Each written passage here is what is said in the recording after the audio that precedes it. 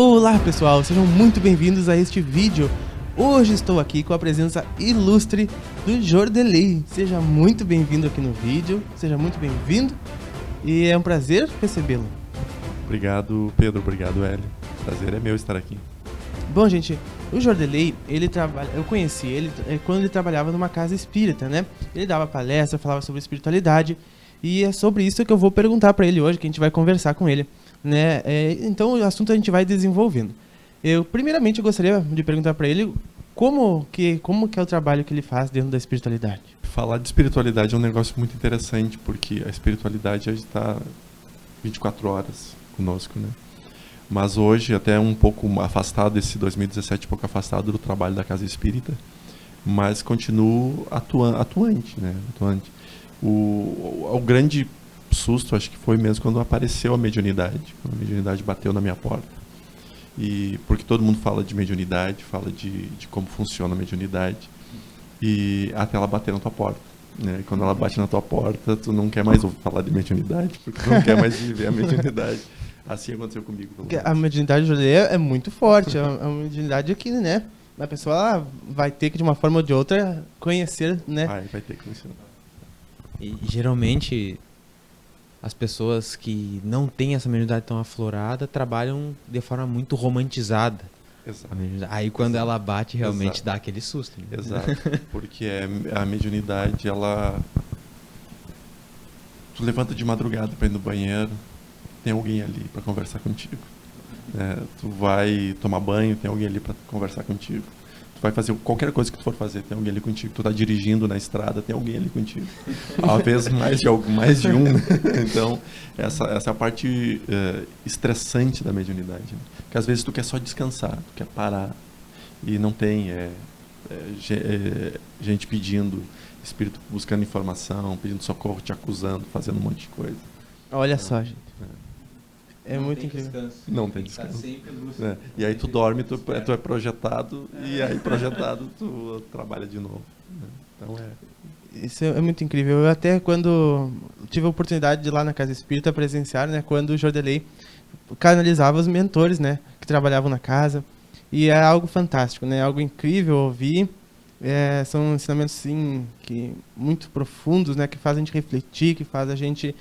aumentar, né, elevar assim, a energia de todos que estão lá, porque é muito legal. Então, esse trabalho eu acho ele muito fantástico também, e eu gostei muito de todas as vezes que eu pude presenciar, e todo mundo sai de lá muito bem, né? É algo muito, muito legal. Embora o pessoal aqui do canal não teve a oportunidade de estar lá no lar de Juliane, onde era, né? A maioria deles já ouviram toques do Equinas, porque acompanharam a vida do Pava e ele passou aqui para todo mundo, né? Então foi passado muitas mensagens. o mentor Equinas, para mim, é alguém para lá de especial. Eu conheci outros irmãos de luz que trabalham conosco, né? Conosco eu me refiro a todo mundo que, de uma certa forma, canaliza essa energia, né, espiritual. Mas ouvir o Equinas e ouvir o mentor Lázaro é impressionante. É impressionante mesmo. Impressionante. Eu sou suspeito para falar. Sim. Mas eu acho que a frase que eu mais gosto dele, que na verdade não é dele, é de um outro espírito que acompanha muito eles, mas que são da mesma equipe, que se chama Kilmak. Ele era Inca, e ele diz: o ser humano tem o direito, o dever e a obrigação de ser feliz. Olha, quem que acompanha o canal há mais tempo sabe que até é uma frase que eu já falei aqui no canal para vocês, tem o título de um vídeo, né? Você tem direito, dever e obrigação de ser feliz. É de lá, é o ouvido dele, né? Através dele. Então, é autoexplicativo, né? Porque, como eu digo, né? Ser feliz, né? É resultado de uma maturidade espiritual, né? É resultado de nos colocar superior às nossas dificuldades, às intempéries do dia a dia, né? A felicidade, ela é resultado de tudo isso. A gente se confunde felicidade com posses, né? Com ganhos, né? Por exemplo, eu comprei um carro novo, estou feliz, ganhei na Mega Sena. Não é o meu caso, claro. Estou feliz, mas acredito que ficaria bastante feliz também. Mas não é a mesma felicidade, né? Exatamente. É aquela felicidade interior, né? Exato. É tu enfrentar uma aprovação, é passar pela uma aprovação, enfrentar uma expiação e mesmo assim existir felicidade dentro de ti. Mesmo diante da tua dor, da tua aflição, dos teus medos, porque nós temos medos também, muitos, acho que maiores ainda. E aí vem uma pessoa, te procura para ouvir uma palavra amiga, e tu abre um sorriso, abre teu coração e te dou para aquela pessoa. E faz isso de bom grado. Esse tipo de felicidade é muito raro. E eu acho que essa é a felicidade que a espiritualidade tenta nos ensinar. Verdade. Que nós experienciamos, às vezes, um pouquinho. Também seria, acredito, a felicidade também seria, né, de aquela que a gente, quando estamos na presença, na nossa presença, né, que nós estamos aqui, vivendo este momento presente, né, sem, digamos assim, fora da identificação da mente, porque a mente ela sempre vai nos trazer problemas, preocupações ou coisas do tipo, né, na maioria das vezes.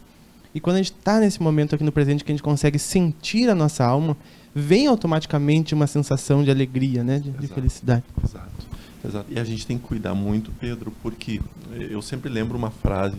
O mentor Equenaz é sempre muito doce comigo. O mentor Lázaro é sempre muito duro comigo, sabe? Ele não leva muito solto. É preciso também. É preciso.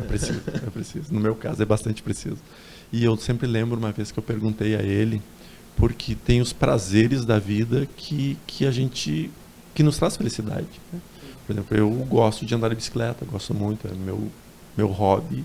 É onde eu descarrego e o melhor de tudo, é onde eu mais me comunico com a espiritualidade. Quando eu consigo oxigenar meu cérebro, é que eu mais converso com eles. Agora eu tive esses dias subindo Silveira Martins, que é uma serra assustadora, no alto lá... O pessoal conhece aqui do canal. Ah, beleza. Então, ótimo. E subindo lá, quando eu parei no joelho que tem lá na metade da subida, eu estava conversando com o Equenaz e ele pediu que eu parasse ali. E eu parei. E ele começou a me mostrar a curva aquela, que era uma descendente, uma descida muito forte, e do outro lado uma lomba bastante íngreme. E ele disse, qual é a semelhança dessa curva com a tua vida? Né? E eu disse, olha, nesse momento é porque eu estou tentando respirar para sobreviver. E ele disse, mas essa é a ideia, meu filho. Quando a gente enfrenta a nossa vida, enfrenta as nossas dificuldades, é como subir uma grande serra, cheia de curvas. Enquanto tu estava subindo até aqui, tu não sabia o que tinha depois dessa curva. Agora tu consegue ver o que tem depois da curva. Mas mesmo assim, todas as experiências que tu sofreu para chegar até aqui, elas fazem parte do teu crescimento e da tua força para poder vencer o restante que falta da subida. Que é a subida da nossa vida, né? Porque a nossa vida é uma ascensão. E isso... E toda essa subida está muito relacionada à felicidade. Exatamente. E aí tive uma lição incrível, né? E eu gosto muito quando eles me falam de Jesus, quando eles me contam. Eles falam de uma forma que, como se eles conhecessem Jesus pessoalmente, sabe? E eu vejo por mim, porque a única vez que eu chorei mesmo espiritualmente, me arrepiei mesmo, foi uma vez que eu pedi para que Jesus estivesse comigo e a presença energética dele veio e eu sabia que era dele. E quando chegou aquela presença de luz na minha frente, que era provavelmente emissários dele, né? Seres de luz que trabalham, todos trabalham, mas era muito forte aquela presença, era uma energia que eu não tenho capacidade de compreender. E chorei na hora. Chora, tu vira uma criança e parece que não existe mais problema nenhum na tua vida. É impressionante. É uma coisa impressionante. Não existe mesmo. Exato. E aí nesse mesmo dia ele estava me falando sobre Jesus. E ele estava falando sobre esse assunto que nós estamos falando, sobre espiritualidade, sobre conceitos religiosos e tudo, que para mim é uma das coisas que eu acho que mais tem que ser trabalhado na cabeça das pessoas. Porque hoje nós estamos, uma vez mais, num limite divisório. Acredito eu que seja até em função dessa transformação toda que o planeta passa, sabe? Que a alma das pessoas passa, que a espiritualidade das pessoas passa. Que nós vamos ter que deixar esse mundo de provas e expiações para virar um mundo de regeneração. Então muita coisa vai abalar, muita coisa. E aí a gente acaba se agarrando exatamente nos postes onde os vendavais, a gente acredita que o vendaval não vai nos levar. E vai estar firme. E aí um dos grandes pilares e postes que existe, que a humanidade criou nesses mais de milhões de anos, e é a religião. É a religião. Só que nós sucumbimos grande parte do conceito religioso. Nós eliminamos todos os filósofos, né? Eliminamos. Começamos apenas com a idade pós-morte de Jesus, com a Igreja Católica Romana, Apostólica Romana. Nós começamos ali, principalmente em concílios que teve, onde foi mudado muita coisa do conceito de Jesus, né? Mas eles me falavam que, porque eu erro muito, né? Como um ser humano eu erro muito, só falho. Mas eu mesmo assim eu procuro ver a espiritualidade ainda a meu favor, né? Mesmo errando. E aí o mentor me disse que eu não tinha que me preocupar com os meus erros, né?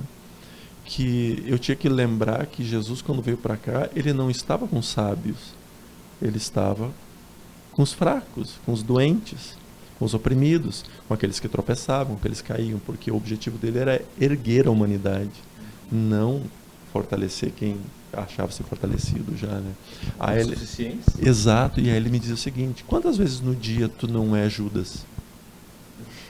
Quantas vezes não é? E é interessante, contigo mesmo. Quantas vezes tu não é Judas? Quantas vezes tu não está nas hostes de Judas? Quantas vezes por dia tu não está nas fileiras de Pedro, negando Cristo por 3 vezes? Quantas vezes num dia tu não está nas hostes de Tomé, duvidando? Ou seja, nós temos uma pitada de cada homem comum que viveu com Jesus no nosso dia a dia. Então, como que eu vou querer ser algo que eu não sou? Como que eu vou querer ser algo que eu não sou? Então, nesse ponto que eu vejo que a espiritualidade precisa evoluir consideravelmente. Os nossos conceitos de espiritualidade têm que evoluir consideravelmente. É como o mentor Ekenaz vive dizendo a nós, disse sábado agora na palestra: para Deus não importa quantas vezes a gente cai, importa quantas vezes a gente levanta. Sim. Né? A gente estava aqui em gravações antes do Jordelei chegar e o tema era felicidade. Engraçado, talvez essa atmosfera estivesse, né? E só deu continuidade à felicidade. Porque todos esses comentários que tu fez é que a gente tem em nós um pouco de cada um daqueles que viveram com Jesus. Transpassar isso remete à felicidade, né? Direito, obrigação e dever. E uma das coisas mais engraçadas, cara, que como médium, o Lar de Juliano não é kardecista, não é federado à Federação Kardecista, né? Mas segue a linha kardecista por ser uma base, e uma linda base. O problema é que as pessoas que vieram ao Espiritismo trouxeram engessamentos de outras religiões, porque nós carregamos com esses engessamentos. Então, muitas coisas acabam ficando engessadas dentro do Espiritismo. Mas o próprio Kardec era uma das pessoas mais abertas que tinha, por isso que a espiritualidade encontra ele para ser a codificação, ser o codificador, ser o responsável pela codificação de uma linda doutrina. E aí eu pego exemplos incríveis, né? Para mim, eu não pude conhecer pessoalmente Francisco Cândido Xavier, mas a gente começa a ver a história do Chico, é impressionante. Agora, 2 anos atrás, eu estava fazendo mestrado em Salvador, então eu ia toda semana a Salvador, Ponte Aérea, Porto Alegre, Salvador, porque eu não fui dispensado do meu trabalho daqui, trabalho físico, que é a música. E numa dessas viagens, eu chego no aeroporto, tá aquele baiano baixinho, velhinho, Divaldo Pereira Franco. Né? Eu fiquei feliz da vida naquele momento, porque foi a única vez que eu tive certeza absoluta que o avião não ia cair. Né? A única vez que eu tive certeza, hoje o avião não cai. Porque o Divaldo está aqui, eu sei que ele tem muita coisa para fazer, e a Joana de Ângeles não ia fazer ele marcar se não fosse concluir o trabalho. Por mais que ele diz que o tempo dele está acabando na Terra. Exato. E aí eu queria muito conversar com ele, cara, porque nós somos seres humanos e a gente tem o nosso momento de tietagem, né? E o Divaldo, pelos livros que eu já li dele, pela história dele, ele mexia muito comigo. Aí eu fui lá, não tive coragem de falar com ele. Aí quando eu entrei no avião, ele já estava sentado, porque ele entra na turma, por ser de certa idade, por ser Platinum também, ele entra na turma da frente, né? E aí quando eu passei por ele, estava no corredor, eu lembro de bater no ombro dele e dizer: que a paz esteja contigo, meu irmão. Ele segurou a minha mão, deu um sorriso tão grande, cara, aquele sorriso fez o meu corpo todo tremer da energia que ele largou. A energia que ele largou. E aí eu sentei lá no último poltrona, eu estava exatamente na última, quando termina o avião ali que eu estava. E fiz minha oração de agradecimento, porque aquele momento que eu vivi foi espetacular. Naquele momento começa a espiritualidade toda que acompanha ele, trabalhar em cada um dos passageiros do avião. Todos foram atendidos pela equipe espiritual. Todos foram atendidos. Cheguei em Salvador feliz da vida, louco da vida. Agora vai. Aí no aeroporto eu tive coragem de fui falar com ele. Uma pessoa fora do comum. Um exemplo de cristão, para mim, assim, pela simplicidade, pela humildade. Cansado de viagem, sei lá de onde estava vindo, chegou ali e me deu a maior atenção do mundo, cara. Independente de que crença eu poderia ser ou não, ele não estava preocupado com isso, ele estava preocupado apenas em me responder educadamente e ser. É impressionante. E para mim isso é fantástico. Isso é felicidade. Com certeza. Isso é felicidade e mais do que isso é ser humano. Né? É ser humano. E antes foi comentado sobre as religiões, que a gente se agarra nelas. E também que a gente deturpou muitos conceitos religiosos. Mas não que as religiões em si sejam assim, né? O ser humano que foi dessa forma e fez dessa forma. Claro. Não porque para pensar, né? O seguinte, quando a gente diz, claro, não é generalizado esse conceito, sim, mas quando a gente fala o seguinte, a gente acorda e diz, meu espírito foi para tal lugar. Como meu espírito? Não, o meu corpo ficou na cama, né? Tu que saiu. Nós temos o conceito de que o todo é aqui. E aqui não é nada. Aqui não é nada. Aqui é só um ambiente passageiro, uma escola. Te dá ênfase. A gente precisa entender essas coisas. É por isso que eu falei, a gente se agarra num bastão, porque o vento nos leva. E o bastão, às vezes, é equivocado. Uma das coisas, Pedro, que eu acho que vale a pena a gente falar é que a mediunidade, ela gera muita curiosidade, sabe? Principalmente a mediunidade ligada à psicofonia, que é a capacidade que alguns médiuns têm de dar passividade, dar comunicação a irmãos desencarnados. A psicofonia, ela às vezes é muito mal vista, né? Porque ela expõe a vida do médium, expõe um monte de coisa. E a gente tem exemplos como João de Deus, que faz cirurgias e tudo. Através do mentor Lázaro, claro, faz cirurgias também. Através do Oikenaz, faz atendimentos fraternos. Através do mentor Ezequiel, faz isso. Agora, recentemente, conheci um irmão que se apresenta como um preto velho, né, que é pai João de Aruanda, e que mostra um trabalho tão lindo de desobsessão, de tudo. E que a gente fica pensando, deve ser gratificante demais, então ter a possibilidade de dar passividade para irmãos como esses, né?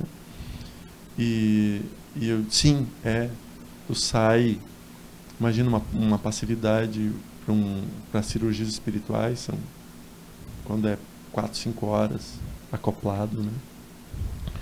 E quando tu termina, o teu corpo físico dói, porque tu fica de pé 4, 5 horas, o corpo físico dói.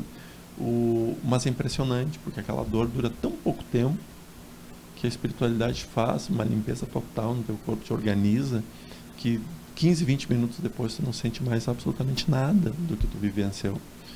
E aí diz, mas então é bom receber só irmãos de luz. Não. Quando a gente vai para um grupo mediúnico, a gente abre o trabalho mediúnico com oração, com uma boa leitura do Evangelho, e que a gente começa a dar passividade a irmãos iguais a nós. Não são irmãos sofredores, são irmãos iguais a nós. Nós somos sofredores. Né? Nós somos sofredores. Claro, nós estamos em provação. Nós estamos em provação e expiação constantemente. Então, nós somos da mesma faixa vibratória desses irmãos. Porém, nós com corpo físico, eles sem corpo físico. Né? Nós vivendo no mundo das ilusões, no mundo maia, e eles vivendo no mundo real, mas também um mundo maia diante dos seus conceitos mentais, das suas ideias mentais. Quando a gente dá passividade a esses irmãos, que a gente começa a ver as dores, as aflições, os pensamentos fixos. Recentemente a gente deu passividade a um irmão, e não foi até através de mim, não. que ele vivia ainda a Guerra dos Farrapos. Ele vivia a Guerra dos Farrapos. E ele falava com aquele linguajar usado nas instâncias daquela época. Assim como, há pouco tempo atrás, chega um irmão, que nós sabíamos que era provavelmente responsável por algum trabalho de obsessão, algum cuidado, um guardião de obsessão pesado. E ele chegou se apresentando com um cumprimento, perdoe-me se estiver equivocado, mas me parece árabe, salam aleikum. Ele chegou se apresentando assim. E aí nem os esclarecedores mais experientes conseguiram mexer na energia dele, com conversa, nada. Até que, no final, ele se despede. E ele começa, aí que começa a grande transformação, porque ele resolveu nos ensinar como se despedir na língua dele. Aleikum salam. E aí começou, semanas seguintes, ele aparecer com constante. Então ele se apresentava e nós sabíamos como nos pedir dele, né, na língua dele. E passado um determinado tempo, ele disse que aceitava a nossa ajuda, que ele estava cansado do que ele estava fazendo, desfazendo todo aquele trabalho. Nessa oportunidade, a passividade era através do meu canal mediúnico. Eu saía tão gratificado espiritualmente, tão gratificado, como se eu tivesse recebido um mentor de luz. Porque ajudar alguém, cara, é fantástico. É fantástico. Seja ele encarnado ou desencarnado. E não somente por esta questão é importante também o convívio com entidades da luz e da menos luz, né? Um pouquinho menos de luz que iguais a nós. Mas eu acho que é importante também até para nós termos referências, né? E aí colocar o nosso trabalho, nossas ações para a escolha, né? Eu acho que a gente só tem contato com uma polaridade do que é a vida, a gente perde a referência um pouco. Exato. A mesma coisa acontece quando a gente se acha muito autossuficiente, que eu já passei por isso, e vou ficar sozinho agora. Sou autossuficiente, né? Não preciso. Vou ficar nas minhas práticas, não vou pra rua conversar, não vou trocar experiência frente a frente. Como ascensionar sozinho? Eis uma bela pergunta. Dá um livro. A gente perde a referência aí, cai. E aí, se tu não tem referência, tá andando na rua, tu não tem referência, tu cai. Espiritualmente é a mesma coisa, né? Eu não consigo lembrar qual foi o espírito que me disse isso uma vez, mas ele me perguntou, porque eu estava lendo muita coisa sobre mestres ascensionados, que é uma leitura fantástica, né? Que te prende. E aí eu não consigo lembrar que espírito era que disse isso. Ele me disse: sabe por que você não nasceu na Ásia? Não. E às vezes eu gosto de brincar também, sabe? Porque meus pais moram em Getúlio Vargas, né? Porque não dá para perder o humor com eles também. E aí eles falaram: não, é porque tu precisa aprender a conviver com pessoas. Ou seja, pensando mais exatamente nessa questão da meditação, de poder me isolar num canto, né? Na época eu estava lendo muita coisa sobre o Siddhartha Gautama e vendo o processo todo de meditação que ele fez, o processo de envolvimento espiritual dele. E a gente tem esse conceito, essa ideia de, então é esse o caminho, né? É romantizar o caminho, é achar o caminho das pedras. Assim. Aproveitando então, estamos falando sobre os ensinamentos passados pelos mentores também, né? Sempre uma coisa que me marcou também muito foi sobre, para você também que tem as suas dificuldades no dia a dia, né? Que ele sempre fala que toda dificuldade que a gente tem, né, é porque a gente é capaz de superar e elas não chegam nem na altura do nosso joelho, que a gente pode passar assim por cima, né? Exatamente. É que, cara, é um negócio interessante.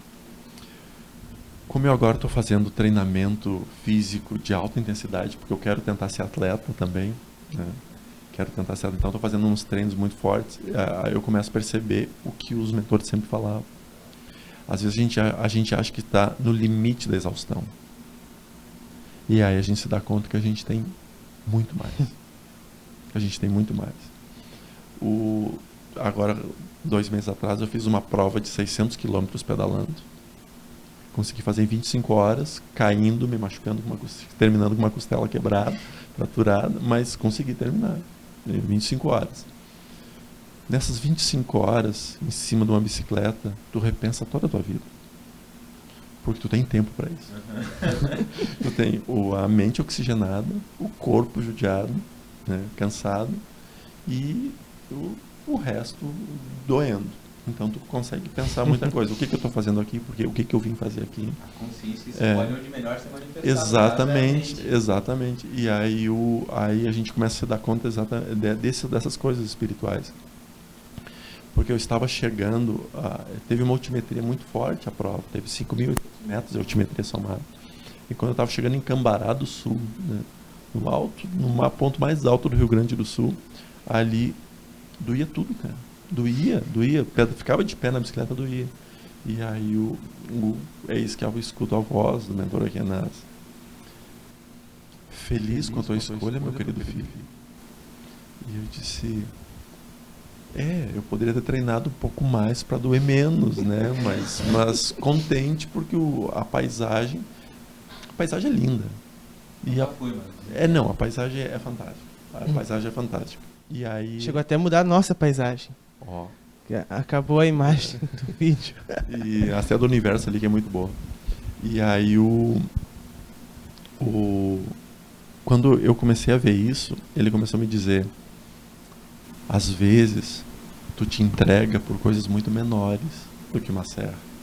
Hoje tu chegou no alto da serra, agora tu vai começar a descer ela. Descer tu vai descansar, tu não vai sofrer. Mas às vezes na tua vida tu desiste com um obstáculo muito menor que esse. Gente. Fica este grande vídeo para nós hoje, para nós. É muito boa a sua presença. Aliás, sinta-se em casa sempre que quiser vir, sempre que quiser trocar uma palavra, uma conversa com a gente. Sinta-se livre, à vontade para vir quando quiser, falar sobre o que quiser. Claro. Está super convidado, certo? Perfeito. E agradeço muito por ter vindo, por ter compartilhado com a gente todos esses ensinamentos, todas estas questões, certo? Obrigado, Pedro. Obrigado, Hélio. É bom demais estar com vocês, né? Vocês estiveram numa parte muito importante da minha vida, e foi quando estava no início do meu trabalho mediúnico. E o Lar Juliano também está sempre aberto, as portas para vocês, para todo mundo que quiser conhecer, né? Certo. E vamos conversando. Se um dia quiser perguntas e respostas. Ótimo. Por falar nisso, eu gostaria de pedir a você que está assistindo o vídeo, se quiser deixar alguma pergunta para o Jordelei, deixa aqui nos comentários, que daí eu passo para ele, a gente grava um vídeo respondendo as suas perguntas. Tenho certeza que vai dar o combustível para que a gente venha ter mais assuntos legais e que interaja com vocês aí, tá bom? Eu agradeço muito a sua presença. Dá um tchau, Hélio. Um big beijo. Isso aí. Bom, pessoal, então que você esteja com a presença. Nós nos vemos nos próximos. Um grande abraço e até mais.